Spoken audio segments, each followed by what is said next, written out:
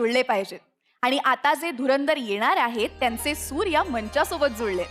या दोघांपैकी एकाने मुंबई कधी पाहिली नव्हती, पण आता आपल्या आवाजाने यांनी मुंबईशी आपला सूर जुळवलाय. आणि दुसरी आपल्या शास्त्रीय आणि उपशास्त्रीय गायनामुळे वेगवेगळ्या गाण्यात अचूक सूर जुळवत आलीये. येतायत मंचावर अकोल्याचा पोट्टा गोपाल आणि सुरेल सूरमयी मृण्मयी.